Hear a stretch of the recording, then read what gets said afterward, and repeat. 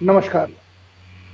Loud India TV पर आपका स्वागत है और हम देख रहे हैं अभय दुबे जी को।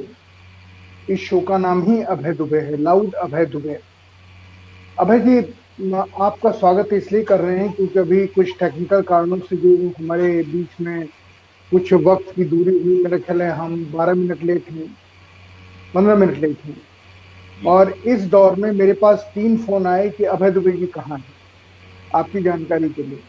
तो जो फोन करते हैं इसका मतलब है कि लोग इंतजार कर रहे हैं। अभय जी, विषय बहुत गंभीर है जो मैंने आपसे पहले डिस्कस नहीं किया, और मुझे लग रहा है कि इसके बारे में हमको बातचीत करनी चाहिए कि एक बड़ी घटना ये हुई है कि विश्व में देशों की रेटिंग करने वाली जो संस्थाएं हैं, उन्होंने भारत को आजाद देश से आंशिक आजाद देश में, आंशिक स्वतंत्र देश में तब्दील करने की बात की है। और कहा है ये, जिसकी हिंदुस्तान में कोई चर्चा हुई नहीं।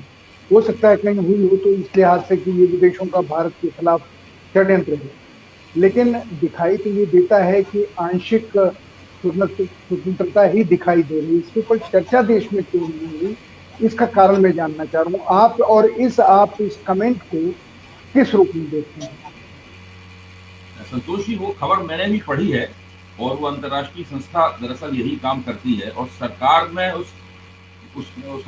संस्था की रिपोर्ट के प्रति बेचैनी है। सरकार ने उसका खंडन किया है। आ, स्थिति ये है कि इस वक्त सारी दुनिया में जो लोकतंत्र हैं, लोकतांत्रिक राज्य हैं, उनके अंदर ये रुझान चल रहा है कि कैसे लोकतंत्र का आवरण बना रहे, लेकिन उसके भीतर से उसकी जो लोकतांत्रिक क्वालिटी है, उस लोकतांत्रिक क्वालिटी को न्यूनतम कर दिया जाए। ये सारी दुनिया में, चाहे वो तुर्की हो, चाहे वो यूनाइटेड स्टेट्स ऑफ अमेरिका हो चाहे भारत जैसा लोकतंत्र हो जो केवल 70 साल पुराना है, और दूसरे इस तरह के लोकतंत्र हों, सारी दुनिया में इस तरह के प्रयास जारी है। अभी एक और खबर है जिसकी जी। तरफ आप शायद आपका ध्यान नहीं गया है, इंडियन एक्सप्रेस में प्रकाशित हुई है, उससे पहले कैरवान में प्रकाशित हुई। वो खबर ये है कि जुलाई के महीने में केंद्रीय मंत्रियों का एक समूह केंद्रीय मंत्रियों के एक समूह ने एक बैठक की। उसके अंदर बड़े बड़े मंत्री शामिल थे। उसके अंदर मुख्तार अब्बास नकवी थे, उसके अंदर रविशंकर प्रसाद थे, उसके अंदर स्मृति ईरानी थी, और भी कई मंत्री उसके अंदर शामिल थे। पत्रकार और कौन कौन थे, नाम बताइए। पत्रकारों के नंबर भी बाद में आएगा। नंबर बाद में आएगा। तो इन सब लोगों ने इसी मिलकर, मीटिंग में वो लोग भी बुलाए गए थे ना? हाँ हाँ, नहीं इस मीटिंग में नहीं, इसके बाद की मीटिंग बुलाई गई। अच्छा। जी। हाँ, इसके बाद जो मीटिंग हुई, इस मीटिंग के बाद जो मीटिंग हुई थी उसमें बुलाए गए थे। इस अच्छा। मीटिंग से जी। 97 पेज का एक दस्तावेज निकला। 97 पेज का दस्तावेज। उस दस्तावेज को कारवां पत्रिका ने उसके ऊपर प्रकाश डाला। जी। वहां से इंडियन एक्सप्रेस ने इस खबर को लिया, और कहीं खबर प्रकाशित हुई ना, इसकी ऊपर कभी चर्चा हुई। नहीं। बिल्कुल बिल्कुल। और उसमें ये तय किया गया कि सरकार के खिलाफ बात करने वाले जो पत्रकार हैं, जो मीडिया कर्मी हैं, उनकी अलग सूची बनाई जाए। जो सरकार के समर्थन में है और उनके समर्थन की डिग्री क्या है, उसके हिसाब से उनकी कलर कोडिंग की जाए। और जो लोग सरकार के समर्थक हैं लेकिन किसी तरीके से नौकरी से बाहर हो गए हैं, रिटायर हो गए हैं, या और कोई वजह है, जिनके पास किसी संस्था में जो लोग स्थापित नहीं है, उनको फिर से उन संस्था किसी न किसी संस्था के साथ स्थापित करवाने की कोशिश की जाए। और इसकी एक पूरी विशाल योजना बनाई गई। उसके बाद में फिर सरकार की तरफ हमदर्दी से देखने वाले पत्रकारों की एक मीटिंग हुई। इंडियन एक्सप्रेस में तो उनके अपने एक प्रतिनिधि का नाम भी छपा है कि जो उस मीटिंग में भाग लिए थे। तो आपके ये, आपके आपके हमारे एक साथी आलोक मेहता जी का भी नाम उसमें छपा है, जिनकी अभी हाँ, कोई प्रतिक्रिया आई नहीं। जी जी, और मैं सिर्फ इतना ही चाहता हूँ कि जी। ये जो अंदर से प्रयास चलते रहते हैं कि कैसे लोकतंत्र में सरकार की बात ही सर्वोपरि है, और सरकार की बात की आलोचना करने वालों को किस तरीके से हाशिए में धकेला जाए, उनकी आलोचना को निष्प्रभावी किया जाए, और उनको चिन्हित कर दिया जाए कि ये सरकार, इनकी बात को गंभीरता से नहीं लिया जाना चाहिए, क्योंकि ये तो सरकार के खिलाफ एक फाल्स नैरेटिव बना रहे हैं। तो मैं आप देखिए, यही जानना। पूर्ण बहुमत की सरकार है, पिछले बार से ज्यादा उसने पूर्ण बहुमत प्राप्त किया है, और उसकी आत्म छवि भी ये है कि वो राजनीतिक रूप से स्थिर सरकार है, और है भी।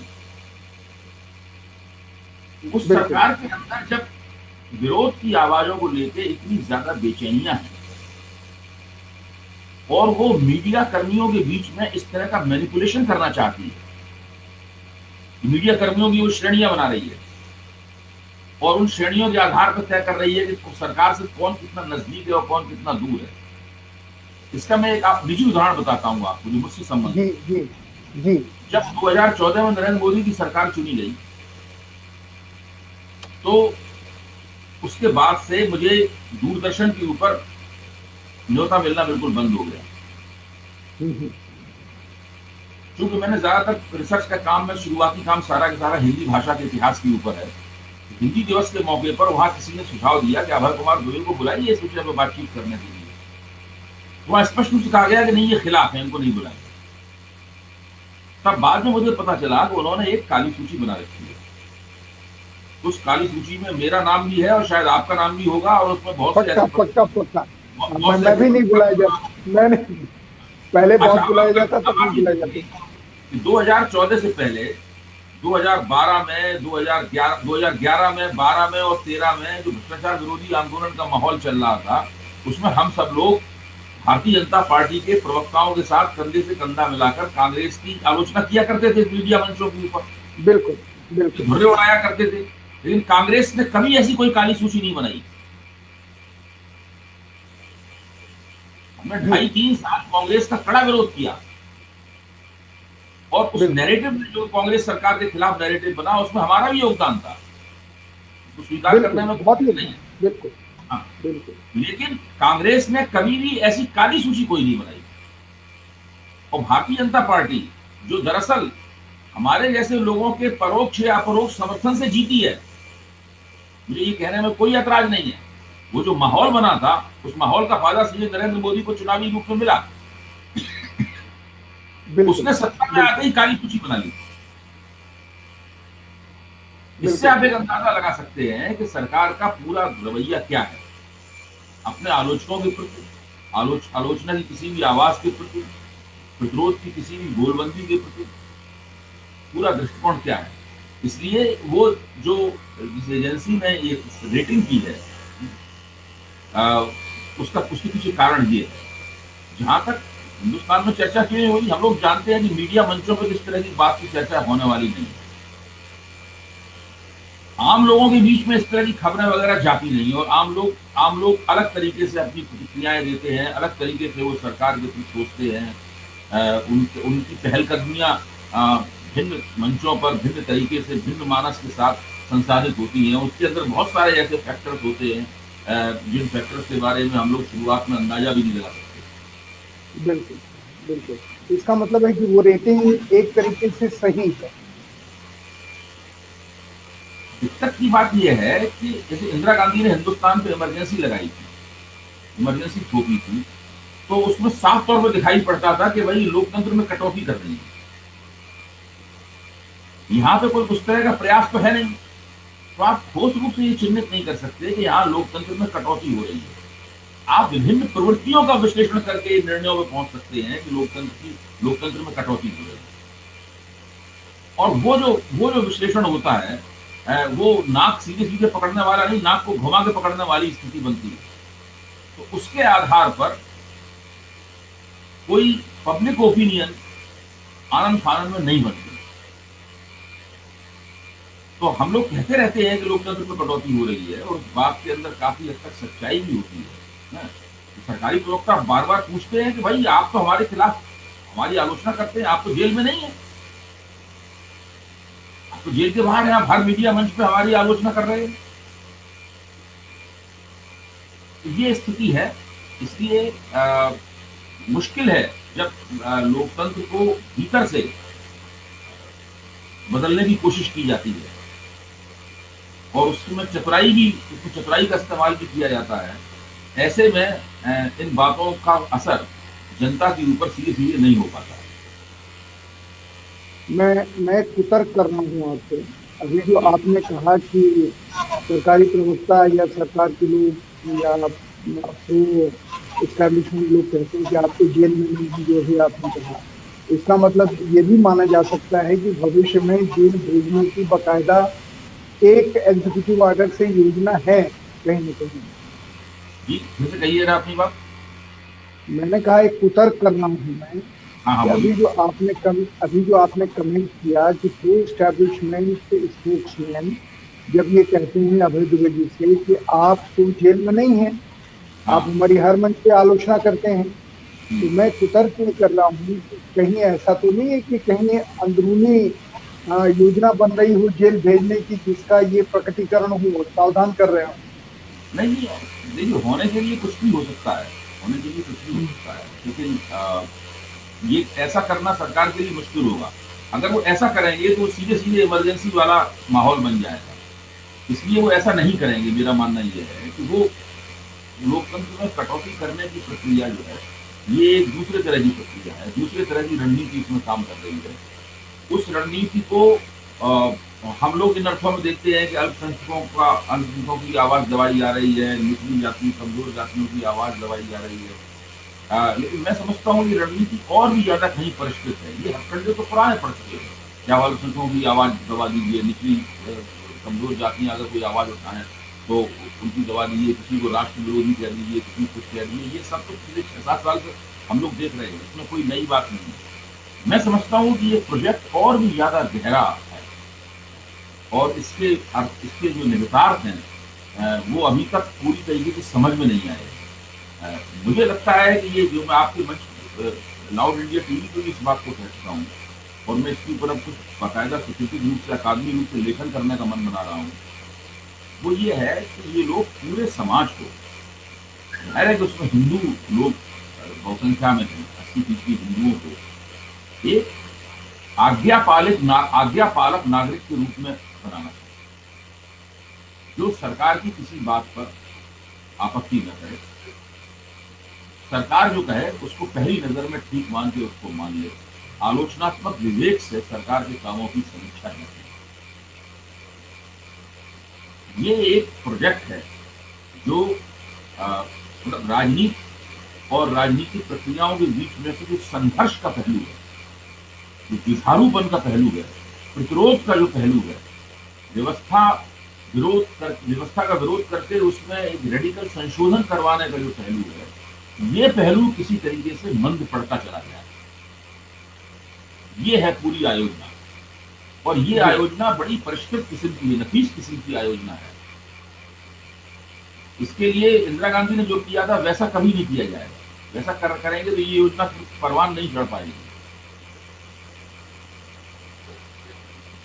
दर्शकों, मैं एक चीज आपको बीच में कहना चाहता हूँ कि अभय जी एक ऐसे विश्लेषक हैं जो हर चीज को बहुत साफ और बहुत तार्किक नहीं, सत्य के साथ सामने रखते हैं, क्योंकि तर्क तो झूठा भी रखता है, पर जो सत्य के साथ अपनी बात रखता है और विश्लेषण बिल्कुल साफ करता है, उससे सवाल पूछने का मादा खत्म हो जाता है, उससे सवाल नहीं पूछे जा सकते। मैं अभय जी से ये जानना चाह रहा हूँ और ये मेरी जानने की इनके इस उत्तर से जिस विषय के ऊपर हम बात कर रहे हैं, एक मेरी खास मंशा ये है कि अभय जी सारी दुनिया में जहां पहले हमारे इस्टेब्लिशमेंट की, हमारी सरकार की, हमारे प्रशासन की वाहवाही हो रही थी सारी दुनिया में, अब सारी दुनिया में एक उल्टी चीज नजर आ रही है। जैसे टाइम मैगजीन ने अपनी कवर स्टोरी में किसानों को लेकर के बहुत बड़ी एक उनका लेख छपा है, स्टोरी है हिंदुस्तान के किसानों को लेकर के, जिसे लेकर के सरकार कह रही है कि ये तो ऐसे लोगों का आंदोलन है जिनका किसी चीज में न समझ है न उनका भरोसा है। एक दूसरी चीज, आप इसके बारे में बात करें, फिर मैं अगली बात बारे में बात करूंगा, क्योंकि बहुत गंभीर विषय और है जिसके बारे में मैं आपसे बात करना चाह रहा हूँ। पहले इसके बारे में बताएं, जो सारी दुनिया में हमको लेकर के सवाल खड़े हो रहे हैं, हमारे लोकतंत्र को लेकर के और हमारे यहाँ चल रहे आंदोलनों की शैली को लेकर के, इसके बारे में, और हम एक तरीके से विलन के रूप में सारी दुनिया में हमारा देश सामने आ रहा है, इसके बारे में आपकी लोकतंत्र के राय क्या है? संदर्भ में देखा जाए, संतोष जी, भारतीय लोकतंत्र के संदर्भ में देखा जाए तो मेरी समझ ये बनती है कि किसान आंदोलन की सबसे बड़ी उपलब्धि ये है कि इसने भारतीय जनता पार्टी की सरकार द्वारा जो आज्ञापालक समाज बनाने का जो प्रोजेक्ट है, उस प्रोजेक्ट को थोड़ा सा गड़बड़ा दिया है। क्योंकि अब भाजपा किस मुंह से नागरिकों से अपेक्षा करेगी, ये सरकार किस मुंह से नागरिकों से अपेक्षा करेगी कि वो उसकी बात पूरी तरीके से माने? नागरिक तो साफ देख रहे हैं कि देश की राजधानी की 3 सीमाओं के ऊपर पिछले 100 दिन से घेरा पड़ा हुआ है, और वो लोग दिन रात सरकार की अथॉरिटी को चुनौती दे रहे हैं। शुरू में ये आंदोलन पूरी तरीके से अपने आप को गैर राजनीतिक बताता था। गैर राजनीतिक का मतलब ये आंदोलन तो हर एक राजनीतिक होता ही है, मतलब राजनीतिक चुनाव लड़ने वाली पार्टियां इसके अंदर भागीदारी नहीं करेंगी, इस प्रकार के साथ। लेकिन धीरे धीरे करके वो सीमा भी ये आंदोलन पार कर चुका। इस वक्त स्थिति यह है कि राजनेता इनके मंचों पर जाते हैं, जो महापंचायतें हो रही हैं इस आंदोलन की वजह से हो रही हैं, वहां भी राजनेता जा रहे हैं। आप देखिए, प्रियंका गांधी ने अपने राजनीतिक कैरियर में इतनी विशाल मीटिंगें कभी भी संबोधित नहीं की। इतनी भीड़ उनको सुनने के लिए उमड़ती ही नहीं होगी जितनी विशाल मीटिंगों में पिछले दिनों उन्होंने भाषण दिया है। और इससे नए नए किस्म के विमर्श भी निकल के आ रहे हैं। मतलब सरकार जो सरकारी विमर्श है, सरकारी विमर्श इसलिए अस्थिर हो जाता है, डामाडोल हो जाता है, जब नए विमर्श और निकल के आ जाते हैं उससे होड़ करने के लिए। एक विमर्श सबसे बड़ा निकल के आया है पुराना, भगत सिंह के चाचा अजीत सिंह ने जो एक बड़ा किसान आंदोलन किया था, जो 9 महीने से ज्यादा चला था, पगड़ी समाज जट्टा। आप जाइए गांव के ऊपर, तो बहुत से किसान आपको वो अजीत सिंह की किताब पढ़ते हुए मिलेंगे। आप जो नाम लोग भूल चुके थे, वो नाम फिर से याद आ गया है। लोग कहते हैं कि जब उस वक्त आंदोलन 100 साल से पहले, वो आंदोलन जब 9 महीने से ज्यादा चल सकता था, हमारे आंदोलन को तो अभी 3 ही महीने हुए हैं, हम लोग उतना तो चला ही सकते हैं। अभी आपके कार्यक्रम में जुड़ने से पहले मैं जो किसान, एक बड़े किसान नेता है इस आंदोलन के, उग्रहा, जोगिंदर सिंह उग्रहा, उनका अजीत सिंह द्वारा लिया हुआ इंटरव्यू सुन रहा था यूट्यूब के ऊपर। 2 खंडों में उन्होंने इंटरव्यू दिया है। उसमें उग्रहा साफ तौर पर कह रहे थे, हम तो जी 2024 तक बैठे हैं यहाँ पर। तो अजीत ने उनसे पूछा कि आप बहुत जिदबाजी कर रहे हैं, आप बीच का रास्ता नहीं खोजना चाहते हैं। तो उन्होंने कहा, देखिए जिदबाजी, हम तो फरियादी हैं, फरियादी की जिद क्या है? फरियादी की तो मांग होती है, इसके पास सत्ता होती है, जिद तो उसकी होती है। और हम 2024 तक बैठे हैं, हम लगातार देख रहे हैं कितना हमें समर्थन मिल रहा है, कितना नहीं समर्थन मिल रहा है। जब हम थक जाएंगे तो उठ के चले जाएंगे, लेकिन 2024 तक बैठे हुए हैं। तो ये इस आंदोलन का एक अनूठापन है, जिसने सरकार की अथॉरिटी को लगातार चुनौती दी है। इसकी वजह से सरकार का ये जो ओबीडियंट सोसाइटी बनाने वाला फार्मूला जो है, ये प्रोजेक्ट है, ये प्रोजेक्ट गड़बड़ा गया है। ये इस आंदोलन की सबसे बड़ी उपलब्धि है। सवाल ये नहीं है कि 3 कृषि कानून आजकता ये आंदोलन वापस करवाने में कामयाब हो पाएगा कि नहीं हो पाएगा, एमएसपी का क्या होगा, ये भी सब भविष्य के गर्भ में है। लेकिन इस आंदोलन ने साबित कर दिया है कि ये जो सरकार प्रोजेक्ट चला रही है, इस प्रोजेक्ट का विरोध किया जा सकता है, लगातार विरोध किया जा सकता है, और इस प्रक्रिया में प्रतिरोध का एक व्याकरण बन रहा है, एक ऐसा व्याकरण बन रहा है जो चुनाव के व्याकरण से अलग करेगा। ध्यान कीजिए, यूपीए की सरकार जो थी, उसके खिलाफ भ्रष्टाचार विरोधी आंदोलन में प्रतिरोध का एक ऐसा ही व्याकरण बना था, जिसने देश की राजनीति को पूरी तरीके से बदल दिया। नई राजनीतिक शक्तियां मंच पर आई, उनकी पार्टी बनी, उस पार्टी को एक छोटे इलाके में असाधारण रूप से कामयाबी भी प्राप्त हुई। लेकिन उसी विरोध के व्याकरण की ये देन है पूरी की पूरी। और भारतीय जनता पार्टी इस बात को सोच के बहुत डरती है कि कहीं ये किसान आंदोलन भी उसी तरह की निष्पत्तियों पर न पहुंच जाए। इसलिए मैं ये समझता हूं कि भाजपा और किसान दोनों ही 2 मई का इंतजार कर रहे हैं। 2 मई, जब 5 राज्यों की विधानसभा के चुनाव नतीजे जाएंगे। आप आगे पूछेंगे तो मैं इन दोनों का संपर्क जोड़ के अपनी बात करूंगी। मैं उसके पहले एक छोटा सवाल पूछता हूँ, जिसको आप तीनों को जोड़ के, जो भी आपने वो राज्यों को और जो मैं सवाल पूछूंगी उसको मिला के बात कर सकते हैं, आप चाहें तो, आपके ऊपर है। वो ये है कि जो शक्तियां ये मानती थी और बहुत बड़ी संख्या में वो शक्तियां हैं इस देश में जो ये मानती थी कि सरकार धीरे धीरे लोकतंत्र को सीमित करने के रास्ते पे जा रही है और लोकतांत्रिक संस्थाओं को जिस तरीके से उसने बांधने की कोशिश की। बहुत सारे लोग हैं, लोगों की अपनी अपनी राय होती, पर एक राय के ऊपर मैं आपका कमेंट चाहता हूं कि वो कोशिश कर रही थी। किसानों के इस आंदोलन ने उस कोशिश पर एक बहुत बड़ा ब्रेक लगा दिया है कि अगर उसको क्रॉस करने की कोशिश करेंगे, वो ऐसा स्पीड ब्रेकर है कि चेसिस टूट जाएगी गाड़ी की। तो इसलिए ये बता दिया है किसानों ने कि देश खड़ा हो सकता है उन सवालों के ऊपर जो सवाल उसे देश के लिए सही नहीं नजर आते हैं। तो पहले जो ये एक नैरेटिव बनाने की कोशिश की रही थी, हम जो बोलेंगे, हम दिन बोलेंगे तो दिन, रात बोलेंगे तो रात। और वो कविता आपने सुनी होगी जो तेजी से वायरल हुई कि राजा बोला रात है, रानी बोली रात है, मंत्री बोला रात है, संतरी बोला रात है, और आखिरी लाइन है सुबह सुबह की बात है। तो इस नरेटिव के को लेकर के किसानों ने जो आंदोलन किया है, ये नरेटिव एकदम रुक गया है और घबरा गया है, और देश में लोगों के ऊपर आंदोलन को लेकर के एक विश्वास जमा है। ऐसा एक तर्क वो लोग दे रहे हैं जो लोकतंत्र को समाप्त तो होते देखने की बात कर रहे थे और चिंतित थे। अभय जी देखिए, ये तो आप जो बात कह रहे हैं मैं उससे सहमत हूँ। ये सब हो रहा है और इसकी संभावनाएं भी प्रबल है, लेकिन इसमें देखने की बात यह है कि ये सब बहुत धीमी गति से हो रहा है और जिस तरह राजनीति तेजी से चलनी चाहिए, ये जो इसकी मंद गति है ये चिंताजनक बात है। मंद गति इसलिए है कि विपक्ष की पार्टियां सक्रिय नहीं है। विपक्ष को मौका मिल रहा है, उन्हें ओपनिंग मिल रही है, उन्हें बड़ी बड़ी भीड़ें मिल रही हैं, महापंचायतों में वो जा रहे हैं, भाषण दे रहे हैं। अभी मैंने प्रियंका गांधी का जिक्र किया, जी लेकिन विपक्ष को जो करना चाहिए वो नहीं कर रहा है। आपके इस मंच में मैंने पहले भी कहा है, विपक्ष को चाहिए था कि मध्य वर्ग, शहरी मध्य वर्ग के अंदर उसके जो समर्थक हैं, मान लीजिए भाजपा के समर्थक हैं, उनको छोड़ दीजिए। जो विपक्ष के भी कुछ थोड़े बहुत समर्थक हैं, उन समर्थकों को विपक्ष को एक्टिवेट करना चाहिए, उनको सक्रिय करके किसी तरीके से सड़कों पर दिखाई पड़ना चाहिए था कि इस आंदोलन के समर्थन में आबादी के दूसरे हिस्से भी। विपक्ष ये कर पाने में नाकाम है। विपक्ष इस आंदोलन का लाभ तो उठाना चाहता है, लेकिन अपनी राजनीति के जरिए इस आंदोलन को लाभ पहुंचाना नहीं चाहता है, यह पहुंचाने में अक्षम है।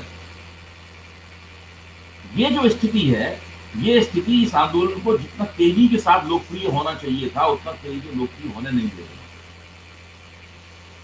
अगर शहरी मध्य वर्ग के अंदर से कुछ शक्तियां खड़ी हो जाती हैं, ठीक है, कुछ छात्र इसके पक्ष में आंदोलन जुलूस निकाल देते हैं, कुछ वकील वगैरह कहीं से आ जाते हैं। अभी कल महिला दिवस है तो पंजाब से बड़े पैमाने पर 40,000 से ज़्यादा स्त्रियाँ आएंगी तीनों सीमाओं, दिल्ली की तीनों सीमाओं के ऊपर। ये सब होता रहता है, बीच बीच में चक्का जाम वगैरह होता है, उससे तो माहौल में गर्मी आती है। लेकिन ये जो रस्साकशी चल रही है केंद्र में और किसान आंदोलन के बीच में, इस रस्साकशी में फैसला स्पष्ट रूप से निकल के इसलिए सामने नहीं आ पा रहा है कि विपक्ष को जो भूमिका निभानी चाहिए थी वो भूमिका वो नहीं निभा। देखिए, सरकार मान गई थी कि हम 1.5 साल, सुप्रीम कोर्ट के कहने में 1.5 साल हम इन कानूनों को कार्यान्वयन नहीं करेंगे। जब किसानों के साथ बैठक हुई तो ये भी मान गई कि हम 1.5 साल को बढ़ाकर 2 साल कर देंगे।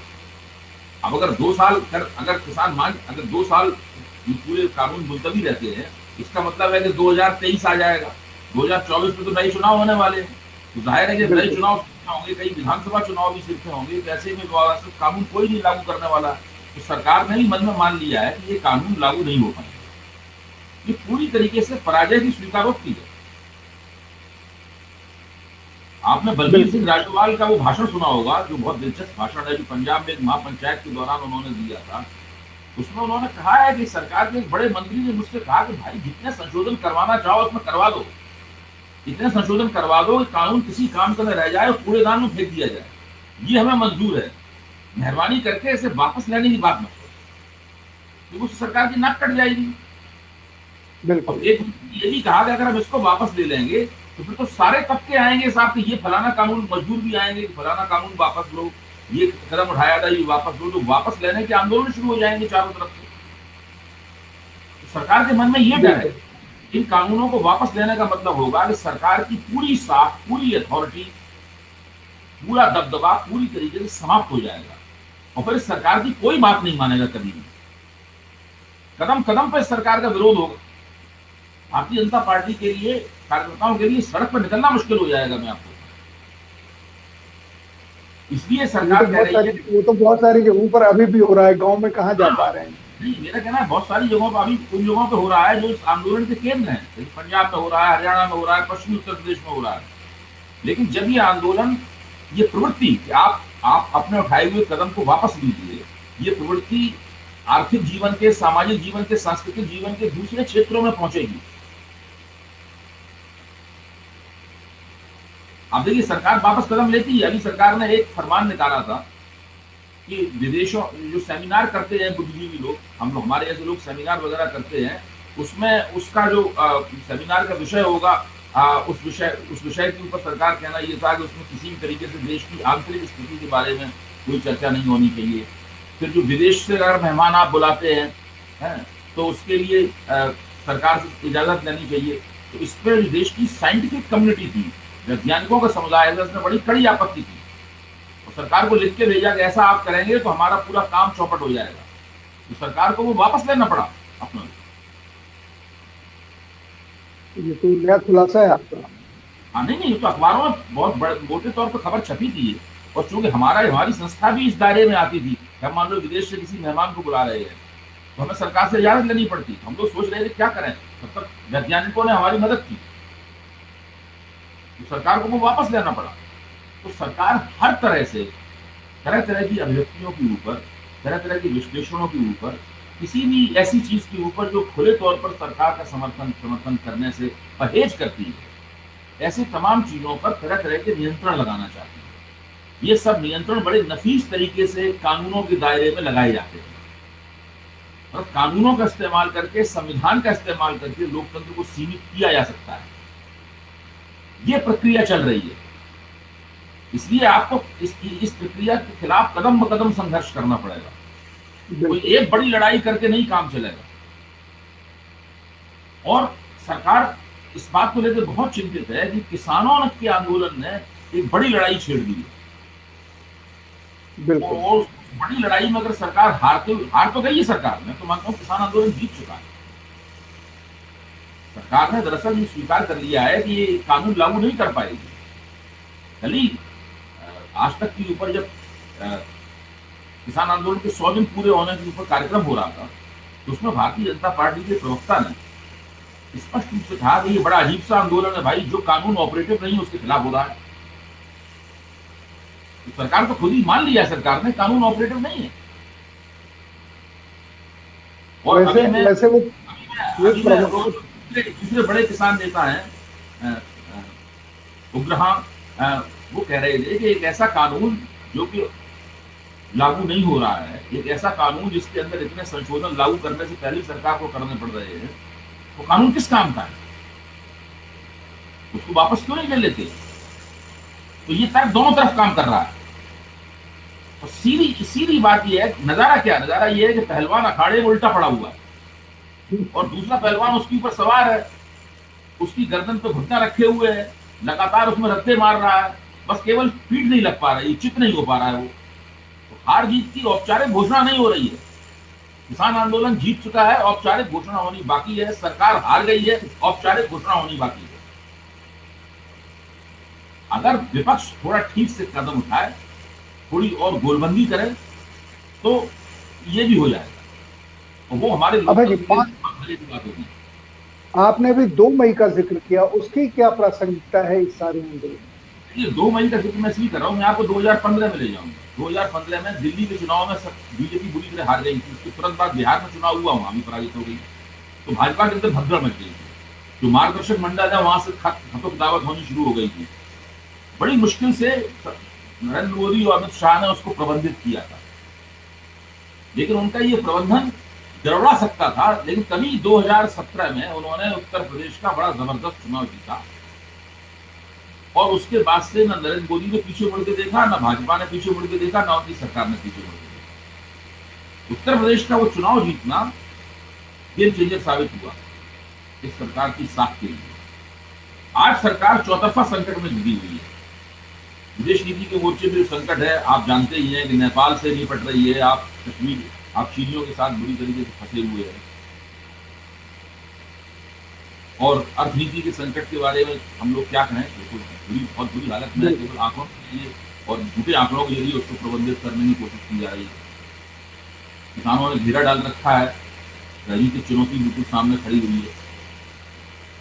तो ऐसे में अगर बंगाल का चुनाव भाजपा जीत लेती है तो भाजपा के लिए वैक्सीन का काम करेगा। जिससे उत्तर प्रदेश के चुनाव ने 2015 में नरेंद्र मोदी के लिए वैक्सीन का काम किया। बंगाल का चुनाव जीतने के बाद भाजपा के पास कहने के लिए बहुत कुछ होगा। वो एक नई ऊर्जा और नई शक्ति से लैस होकर, नए विश्वास से लैस होकर अपनी दावेदारियों के साथ राष्ट्रीय मंच पे आएगी। वो लोग कहेंगे, देखिए जहां हमारे कदम तक नहीं पड़ सकते थे 5 साल पहले, वहां हमने इस चुनाव को जीत लिया है। और भाजपा के लिए बहुत बड़ी कामयाबी होगी भारतीय जनता पार्टी की। और असम में जैसी खबरें मिल रही है, उससे लगता है कि असम में भाजपा अपना चुनाव दोबारा जीत सकती है। खबरें ये भी मिल रही है कि पांडिचेरी में जो चुनाव होगा उसमें हो सकता है कि भाजपा के जो गठजोड़ वाले सहयोगी हैं उनकी ही सरकार बन जाए। तो 5 राज्यों के चुनाव में तमिलनाडु केरल को छोड़ दीजिए, वहां तो भारतीय जनता पार्टी ज्यादा से ज्यादा अपनी उपस्थिति को बहुत मामूली से बढ़ा ही सकती है अगर बहुत अच्छा नतीजा रहा। लेकिन अगर इन 3 राज्यों में, खासतौर से पुडुचेरी, असम और पश्चिम बंगाल में भारतीय जनता पार्टी के पक्ष में 2 तारीख को नतीजे निकलते हैं, तो भाजपा को इस गहरे संकट के समय में एक नया, कहते हैं अंग्रेजी में शॉट इन आर्म, एक नया उछाल प्राप्त होगा और उससे वो इस संकट का ज्यादा शक्ति और विश्वास के साथ मुकाबला कर पाएगा। इस बात को किसान लोग भी देख रहे हैं, समझ रहे हैं।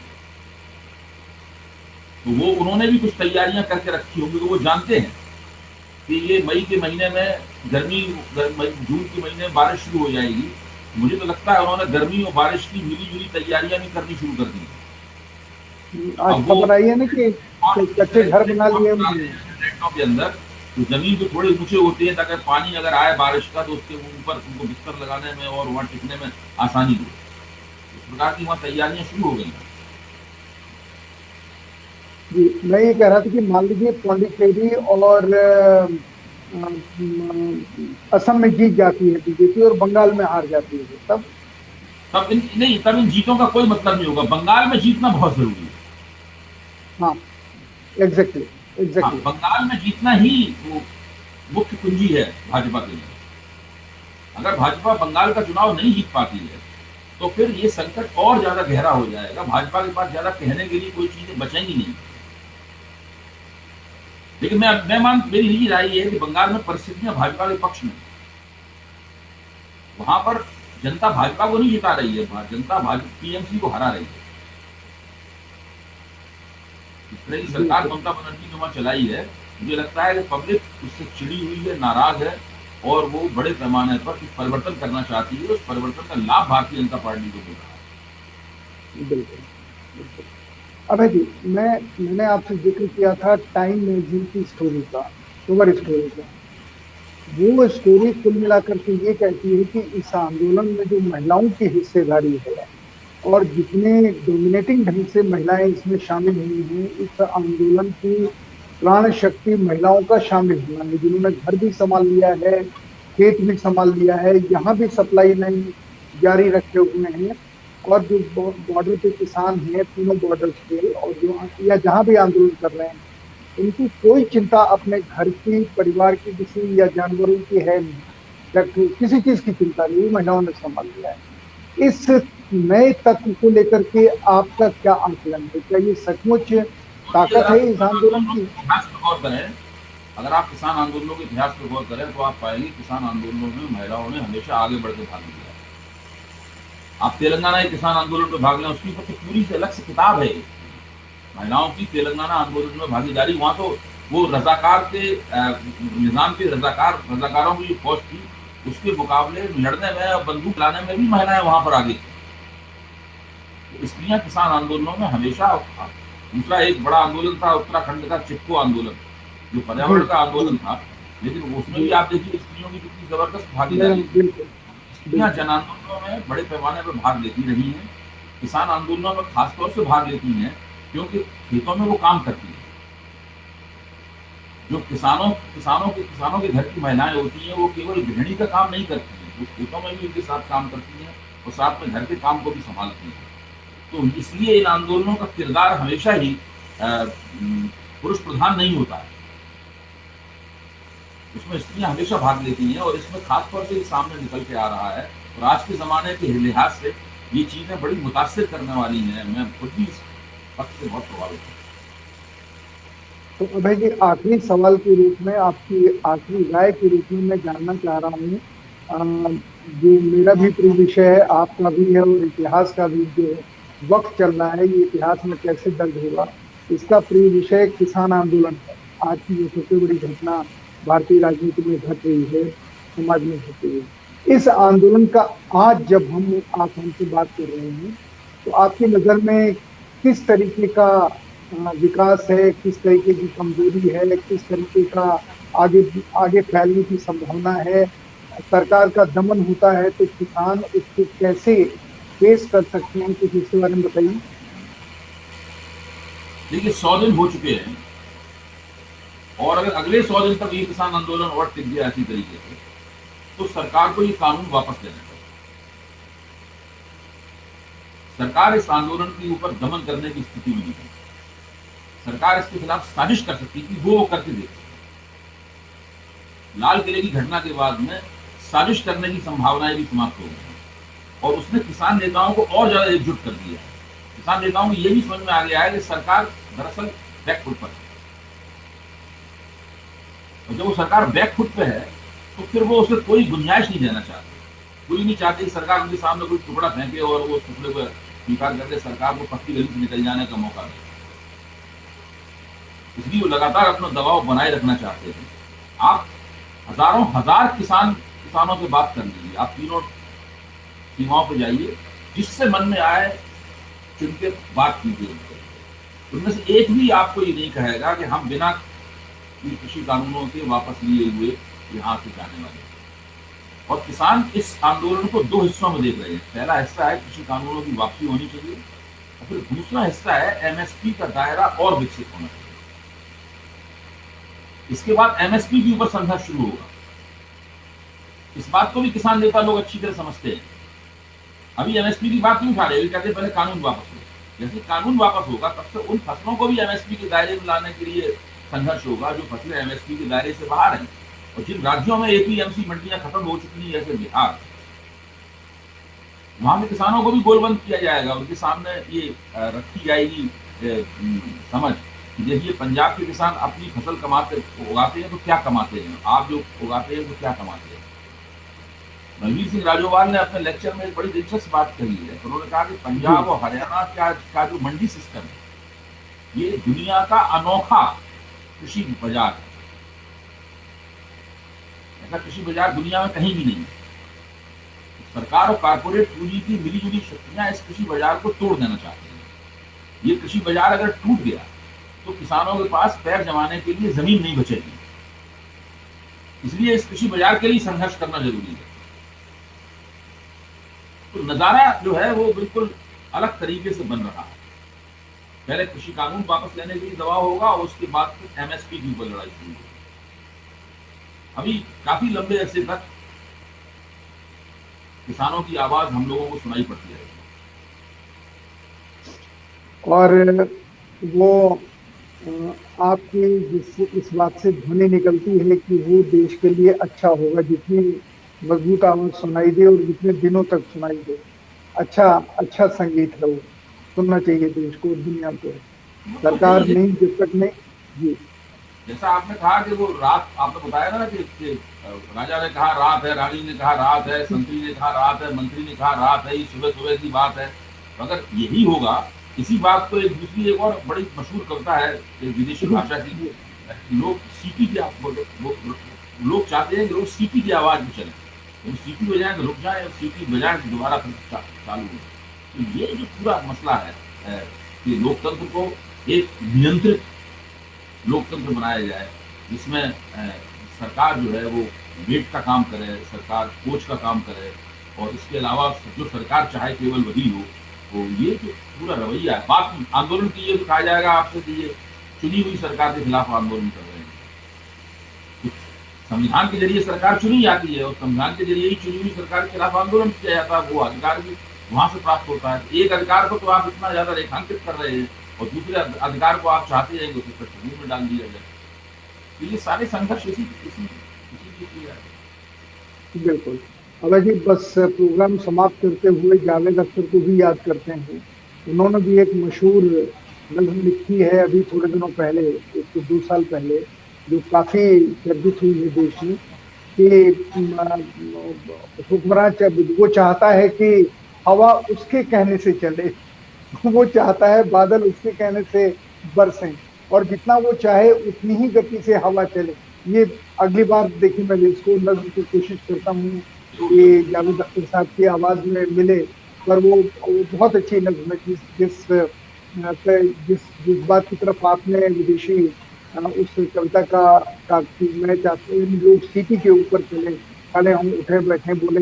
तो मैं इस प्रोग्राम को समाप्त करता हूँ और आपको बहुत बहुत धन्यवाद देता हूँ कि आपने उन सारे सवालों के बारे में बातचीत की, और बातचीत ही नहीं की, उसके आपने उसकी एनाटॉमी के बारे में हमको बताया, उसकी फिजियोलॉजी के बारे में बताया, जो इस समय जरूरी है और जिसके बारे में कोई बात नहीं करता।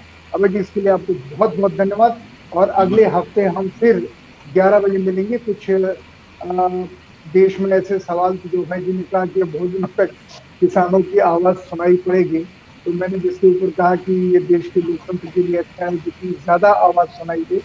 तो हम दोनों उस सवाल के ऊपर भी बातचीत करेंगे, और तब तक हम नजदीक पहुंच जाएंगे 2 मई की, जिसका जिक्र अभय जी ने किया है। कुछ उसके बारे में भी आपको सलाह देंगे कि अंडर करंट चल क्या रहा है। अभय जी, बहुत बहुत धन्यवाद, नमस्कार। इस प्रोग्राम को समाप्त करने की इजाजत चाहते हैं। तो लव अभय दुबे को बहुत बहुत धन्यवाद।